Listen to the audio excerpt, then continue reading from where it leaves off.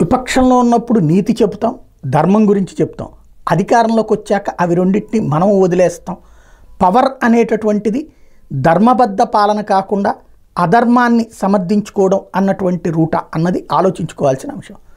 ఇప్పుడు ఆ మధ్యన ఏదైతే పెద్దిరెడ్డి ఏరియాకి చంద్రబాబు వెళ్ళారు, ఆ టైంలో వాళ్ళు అడ్డుకున్నారు, దాంతో అప్పుడు తగలబెట్టడం ఇదంతా జరిగింది.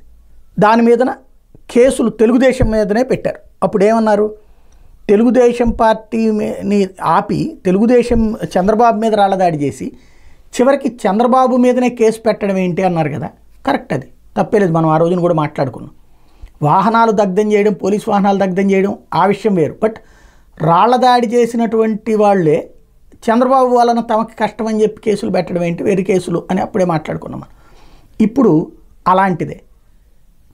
ఇప్పుడు రెడ్డప్ప అనేటువంటి ఆయన వైఎస్ఆర్ కాంగ్రెస్ పార్టీ మాజీ ఎంపీ, చిత్తూరు ఎంపీ, పొంగనూరులో ఉన్నారు. అదే సందర్భంలో మిథున్ రెడ్డి కూడా వైఎస్ఆర్ కాంగ్రెస్ పార్టీ ఎంపీనే, సిట్టింగ్ ఎంపీ. ఆయన వాళ్ళింటికి వెళ్తే తెలుగుదేశం వాళ్ళు చక్కడ దాడి చేసి వీళ్ళిద్దరు వాహనాలు తగలబెట్టి వీళ్ళ మీదన దాడి చేస్తే దానికి వీళ్ళ మీదనే 2 కేసులు పెట్టడం అన్నటువంటిది, హత్యా ప్రయత్నం కేసులు పెట్టడం అన్నటువంటిది ధర్మంగా ఉన్నట్టేనా అంటే అధర్మమే.